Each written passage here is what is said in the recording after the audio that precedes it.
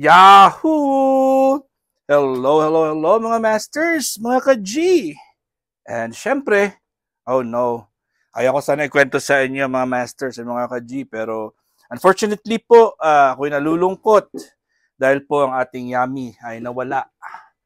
Wala na po siya sa loob ng kanyang ano. Hindi ko alam kung saan siya napunta kahapon. Nung pagbalik ko po ng hapon, ng gabi, wala na po siya. Nag-rearrange na po ako. As you can see, iba na po yung arrangement niya. Dito po noon ay nandito yan. At saka wala na po talaga siya dito sa loob. Kaya po ako ay nalulungkot at hindi ko alam. Nandito lang po yan sa loob ng bahay namin. Na ano lang, umiikot-ikot lang po yan. Pero hindi ko talaga makita. Sobrang liit po ng Yami natin na hindi po siya natin pwedeng makita kung hindi siya lalabas sa kanyang pinagtataguan. Kaya I'm still hoping na makita po natin si Yami. Again, this is your Master Worm. Welcome po sa ating Daddy G and no more Yami. Ayun, tingnan natin bukas kung makikita natin siya at mababalik natin yung Yami-Yami na yan. Kasi pag wala, edi Daddy and G na lang ulit. Wala na pong Yami. So, I'm still hoping. Pero hayaan muna ninyo akong batiin po kayo kung saan man kayong lupalop ng ating daigdig. Ay, good morning, good noon, good afternoon, good evening, at good night na po sa mga ready nang matulog.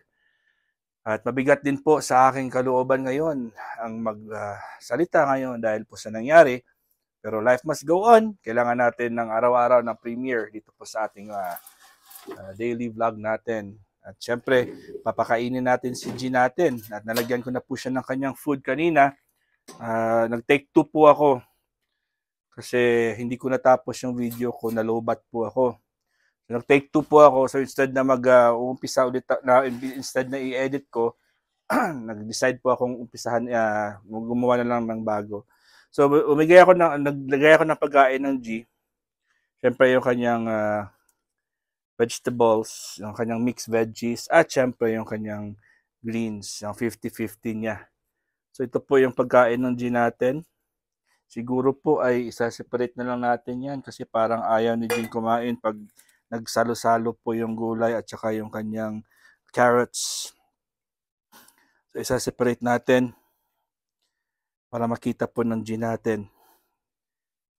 Ayan po. Ayan, nagkakain pa rin siya. Ay, kunwari daw ay busog na busog daw siya. Ito naman ang kanyang gulay. At syempre yung kanyang mixed veggies. Ayan po, ang mixed veggies ng G natin. Kunwari po ay ayaw niyang kumain. Kunwari lang po yan, ha? Si G natin ay nagkukunwari po yan. Minsan po ay feeling niya ay tamad siya. Kung minsan ang feeling niya po ay super active po siya. Ngayon po ngayon umuupo po yan habang kumakain. Parang baboy. Anyways, ayun po ako nagpapasalamat ulit sa inyo sa ating nakakaganap lang po na 33rd na Bahay Kulitan Premier Marathon. Siyempre, meron tayong 3 hosts sa ating Premier Marathon kahapon ng hapon. At ako po ay supposed to be 4 po yan, mga masters and mga ka-G. Ayan. At 3 lang po yung naging host. Hindi po nagampanan yung first batch. So, congratulations po kay Indayana Vlog. Siyempre, congratulations, job well done. At salamat din sa mga umakyat at nakitulong kay Indayana natin.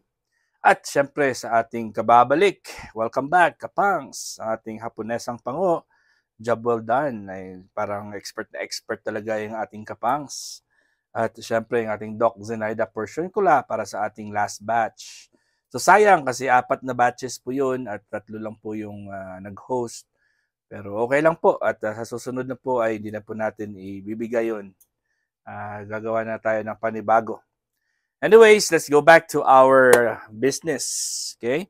So, ayun po, ang gin natin ngayon ay nag-iisa na naman kasi wala naman tayong Yami. So, for now, try nating Daddy and G na lang muna ang title natin hanggang sa makita natin si Yami. Kasi po ay pangit naman na may Yami. Pasura naman ng Yami. So, this coming Friday, meron naman tayong bagong, this coming Thursday pala, meron tayong Premier Marathon. Siyempre, ang ating 34th Bikulitan Premier Marathon na meron tayong 4 na hosts. So, bukas natin yan, isasabihin kung sino yung host natin para sa ating Thursday episode. Siyempre, bukas kasi Thursday na bukas. Pero anyways, 4 po kasi may dagdag tayo. Ay, di, 4 na lang talaga sila, di ba? Pero hindi pa natin alam kung si Madam Razel ba or si Mema Sabi ang ating first batch. And then ang ating Draysen Mabunay PWD Vlogs. And then yung ating Thursday ay siyempre si Inday Dayag natin. Inday Dayag. And then ang ating Ann Kotik, BFF Arimunding para sa ating last batch. Diba, G? Alright, tingin pa si G sa atin dito. And every Saturday po, mga masters and mga ka-G, meron po tayong purong-purong walwalan at dudutan sa Bahay Kulitan. Siyempre, ang ating Nanay Lengs TV na naman ang ating host for this coming Saturday. And then Sunday, balik tayo sa ating kaguluhan sa Kakulitan. Siyempre, with Master Worm, ang ating 12 to 4:45 p.m. Ako po yan, ang ating yung host. And then followed by Yams OFW Vlogs, 5 o'clock to 6:45 p.m. And Rowena Miliares TV or slash, depende po sa kanila, o BAMS 2.0 ang ating third batch. And last batch for that night, ang Sunday ay ang aking Beshi Merle Estani Vlogs. Ayun po, at tayo po ay magtulong-tulungan lang po. Patuloy po tayo sa ating pakikipaglaban sa YT World. Yan lang po talaga yung ating palaging sinasabi. Yun po ay ubos na ng gin natin. No? So, yung iwan pa siya ng konti. Kanyang corn. Nag-iwan pa ng konti ang gin natin. Kaya, ayun, babalik natin ito. Sa kanyang lalagyanan. At syempre ang gin natin, no? Magsispray tayo sa gin natin ng tubig. Di ba? So, syempre gamit natin yung kanyang bomba. Yung kanyang dibomba. Ito po ang dibomba niya. 1, 2, 3. Hanggang sa tumigas po yan. Pag tumigas na po ay punong-puno na ng tubig, ng hangin po yan. Hangin na po ang, ayun na. At syempre, mag-spray tayo sa ating G, the green, girly, cutie patuti, iguana. Wag muna. Don't go. Pasaway talaga ang G natin. Bumaba siya po, mga masters. Bumaba po si G natin. Syempre. Hayaan mo na, no? Di ba?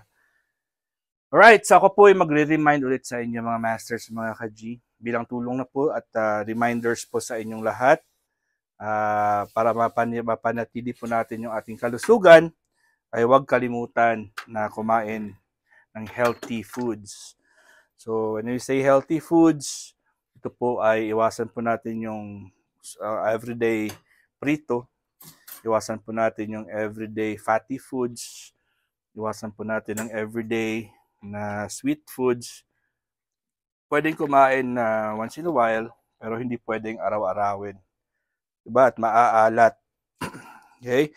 So, kailangan talaga, pag kumakain po tayo, kalahati ng pinggan natin, half of our plate, should be made of vegetables and fruits. So, halimbawa, ito po yung side ng plato mo. Dalawa yan Okay, wala tayong pinggan dito. So, yung kalahati, sa kaliwang side po, ay mas marami po, 30% ang vegetables and 20% ang fruits. Again, 30% vegetables, 20% fruits. Ano mga examples ng mga vegetables? Siyempre, mga green and leafy vegetables. Pwede mo yun isali yung mga pipino, mga carrots. Pwede mo isali dyan mga spinach, kamuting dahon. Hindi kamuting kahoy, kamuting dahon. Mga manunggay, mga vegetables, papayang dilaw, yung hindi hinog na papaya. Siyempre, pag kumakain ka ng di ba? So, yung kalahati naman ng yung 20% naman ng left side mo is fruits. So, halimbawa, meron kayo sa Pilipinas, ano ba mga fruits po diyan? Atis, yung atis, 'di ba? Ano ba, mga papaya na hinog, yung kinakain na prutas. At as much as possible po, iwasan lang muna yung saging na dilaw, yung lutong-lutong na saging, yung luto na saging. Yung hinog, hindi luto. Luto pa siya, Ilonggo pala yun. Yung hinog na saging na yellowish. Yung saba po is okay. At saka yung maraming mga prutas, kung meron kayo social dyan, may mga apples, or dito sa amin, kiwi, yung mga ganun-ganun, di ba? Watermelon, yung mga healthy na mga prutas. And then the other side is dark grains. As much as possible po, mga darker, mga brown na mga grains, katulad ng mga tinapay na mga whole wheat, mga, di ba, mga darker breads. And of course, kailangan din natin ng yung mga cereals na, yung mga oatmeals na dark Quaker, yung mga oatmeals na hindi po siya 2 minutes lang na pagluto, yung medyo darker po siya. At syempre, mga grains, ano-ano mga kasi grains, the dark rice, mga dark na colored na mga rice. And then 30% po yan. And then the 20% is proteins. So sa proteins po natin, kasama po dyan yung mga seeds, mga buto, diba? Kasama dyan mga poultry, chicken, rabbit, meat, isda or seafoods, lahat ng mga seafoods kasama po dyan. Mga seeds, mga anong kasing mga chia seeds, proteins po yan sila. Yan. And then, syempre, ganun po yan. At kakain tayo ng 3 beses sa isang araw, mga masters, mga ka-G. At try your best na po na huwag mag-diet. Kakain po at avoid drinking liquids with your meals. So, magbigay po kayo ng 1 hour interval. So, iinom ka, maghintay ng 1 oras, kakain, maghintay ng 1 oras, iinom. Yun lang po tayo ngayon at 12 minutes lang tayo ha. At I hope na may na-learn po kayo. Maraming salamat. God is great. Yahoo!